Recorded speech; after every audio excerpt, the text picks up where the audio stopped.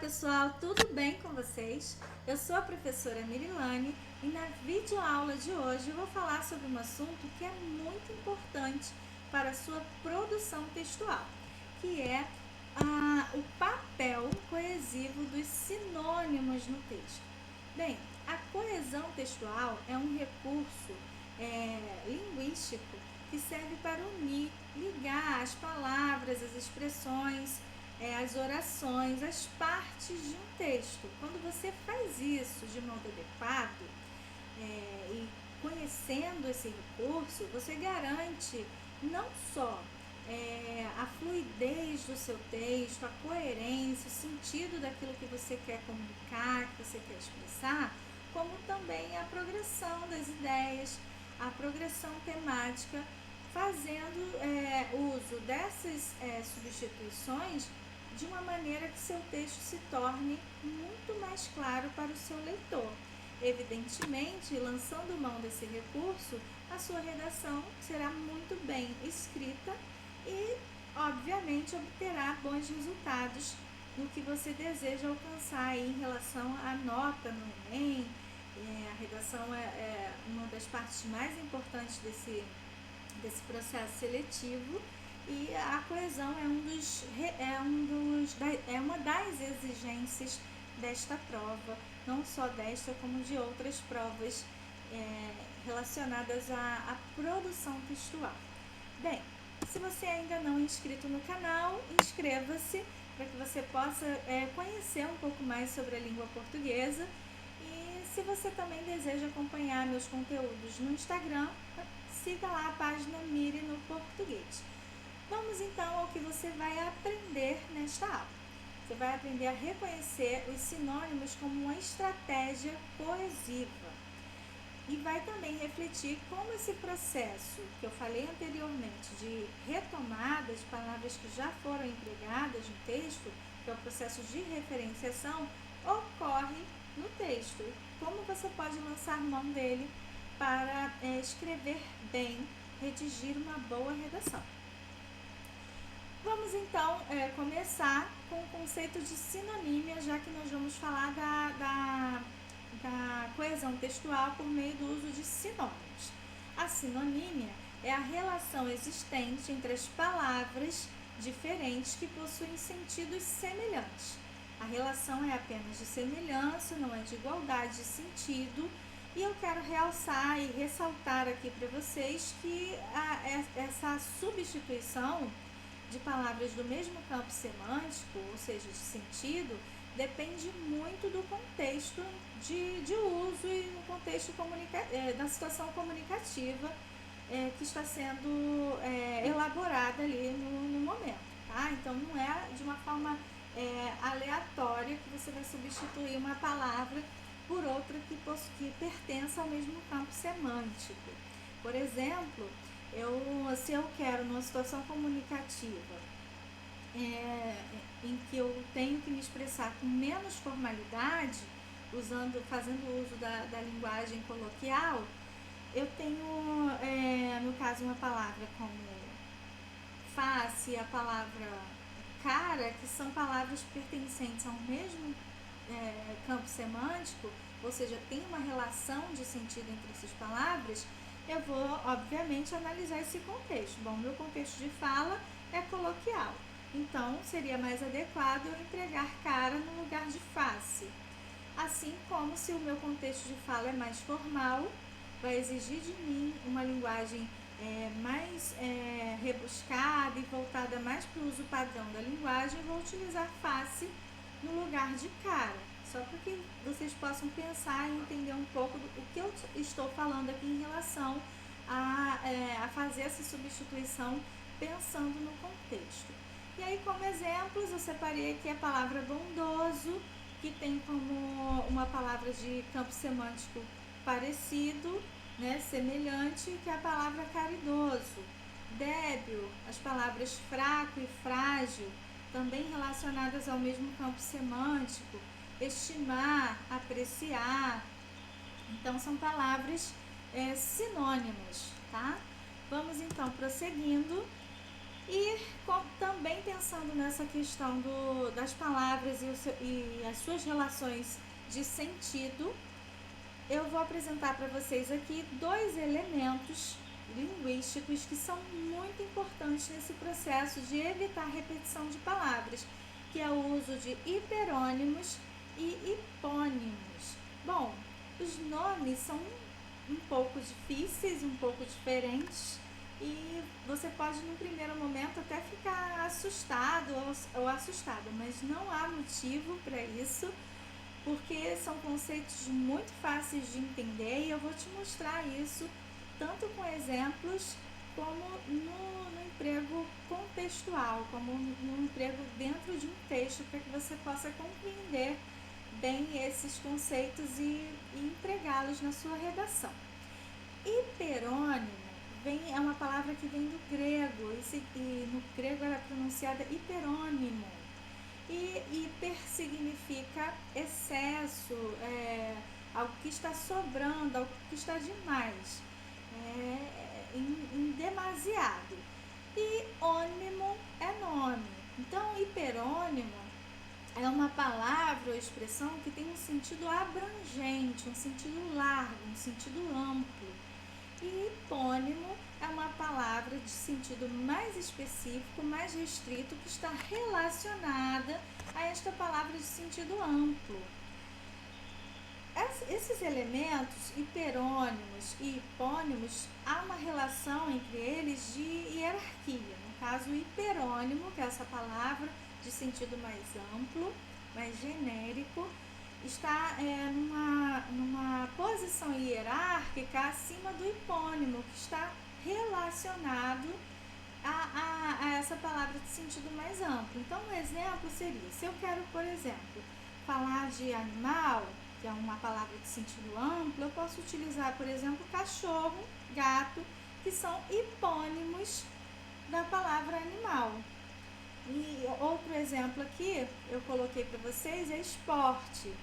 Em vermelho eu coloquei os hipônimos, as palavras de sentido mais restrito, mais específico, relacionadas a essa palavra de sentido amplo, que é esporte, que eu posso pensar o que está ligado, o que está relacionado a esporte.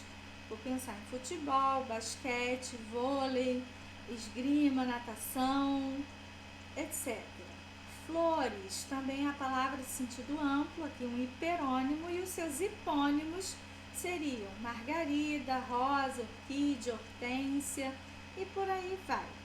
Eu vou ler para vocês aqui um primeiro parágrafo lead de uma notícia da revista Super Interessante, de 2011. É um trechinho muito pequeno e eu vou mostrar como esse uso dos hiperônimos e dos hipônimos foi feito pelo redator do texto para evitar repetição de palavras, ou seja, como uma estratégia de uso coesivo desses elementos, ou seja, para fazer a recuperação de uma informação que já foi dada anteriormente. Eu vou utilizar o meu celular, porque eu não estou conseguindo ler na tela do computador, em função de ter aqui a minha gravação, uma faixa preta aqui que está cobrindo o texto, eu não consigo enxergar para ler para vocês, mas é muito curtinho, muito pequenininho. Eu vou começar então pelo título: A fuga dos rinocerontes. Espécie ameaçada de extinção escapa dos caçadores da maneira mais radical possível, pelo céu. Então eu tenho aqui o título com a palavra rinocerontes, que é uma palavra que teria, vamos dizer, como hiperônimo a palavra animal. E aí eu tenho no subtítulo a palavra espécie sendo utilizada como hiperônimo, como a palavra de sentido mais amplo, para recuperar a palavra rinoceronte que foi escrita lá no título. Então eu tenho aqui o uso de um hipônimo, e esse hipônimo, essa palavra de sentido mais específico, está sendo recuperada no texto, retomada no texto, por meio do uso de um hiperônimo, de uma palavra de sentido mais amplo, uma extensão aqui do sentido. Então nós temos a palavra espécie, ameaçada, empregada em relação a rinocerontes. No primeiro parágrafo diz assim: os rinocerontes negros estão entre os bichos mais visados da África, pois sua espécie é uma das preferidas pelo turismo de caça. Para tentar salvar alguns dos 4.500 espécimes que ainda restam na natureza, duas ONGs ambientais apelaram para uma solução extrema: transportar os rinocerontes de helicóptero. Então vamos observar aqui. No texto eu tenho. Peraí, deixa eu mover a minha imagem aqui. Aqui no texto eu tenho a palavra, como eu já falei para vocês, rinocerontes, e a palavra espécie, substituindo rinoceronte, fazendo referência a rinocerontes, sendo utilizada para evitar a repetição desta palavra aqui. No primeiro parágrafo, no lead da notícia, eu tenho rinocerontes negros, trazendo aqui uma especificação ainda maior em relação à palavra rinoceronte. Nós podemos aqui dizer que seria um hipônimo de rinoceronte. Eu estou especificando, delimitando ainda mais o tipo de rinoceronte. E em relação a outras palavras que são usadas no texto, nós temos aqui esta palavra, rinocerontes negros, sendo recuperada, sendo mencionada de outra maneira, por meio de hiperônimos, de palavras de sentido mais amplos, como por exemplo as palavras bichos, espécie e espécimes, fazendo referência à expressão aí, a palavra rinocerontes negros. Então observem que o processo de coesão referencial foi feita por meio do uso desses elementos hiperônimos e hipônimos, evitando assim a repetição. Então o leitor, quando for observar aqui está se referindo bichos, ele vai apontar para o que vem antes, que é rinocerontes negros. O redator dessa notícia, empregando este recurso, faz com que o texto se torne muito mais claro e fluido para o leitor. Um texto que apresenta muitas repetições se torna um texto cansativo e certamente é um texto que não vai contribuir muito para a progressão das ideias e da apresentação do que se precisa comunicar aqui. Então observem que esses hipônimos e hiperônimos tiveram um papel central nesse processo de recuperar os termos que foram utilizados anteriormente. Então, é um recurso que você pode utilizar na sua redação e tornar o seu texto mais claro e coerente para o seu leitor. Vamos observar aqui, agora, a questão da sinonímia no texto, o uso de sinônimos no texto, palavras que pertencem a um campo semântico de sentido parecidos, próximos, né? E que você pode utilizar para evitar repetição desnecessária dos termos no seu texto. Aqui também uma notícia de jornal e o título é Brincadeira Acessível. Foi inaugurado ontem no Parque Ibirapuera, em São Paulo, um brinquedo acessível para crianças com deficiência. No segundo parágrafo, a palavra brinquedo foi retomada a partir de um outro termo, de uma expressão, nova atração. Então, no lugar de falar brinquedo novamente, o redator empregou, no caso, o recurso do sinônimo, de uma palavra que tenha um campo semântico próximo. Então, ele usa aqui uma expressão, a nova atração, ampliando o sentido, expandindo o sentido. É um brinquedo e esse brinquedo é uma novidade. Essa expressão nova atração também contribui para expandir o sentido daquilo que ele quer comunicar, porque não é só um brinquedo, é um brinquedo novo, é um brinquedo que não havia antes naquele lugar, naquele parque.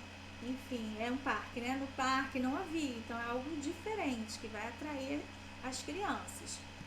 A palavra que crianças com deficiência, a expressão crianças com deficiência em verde, está recuperada aqui no texto, no segundo parágrafo, por meio da expressão crianças com mobilidade reduzida e também pela expressão aquelas crianças com deficiências visuais.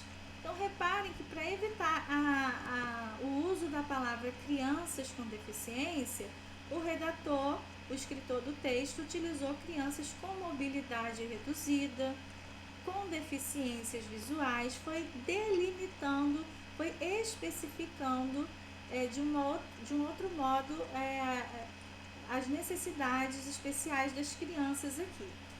No terceiro parágrafo, a expressão brinquedo foi recuperada por o brinquedo, ou seja, lá no início do início do parágrafo, para mostrar que era uma novidade, que era algo que ninguém conhecia, o redator usa um brinquedo. Depois ele diz que é uma nova atração e para crianças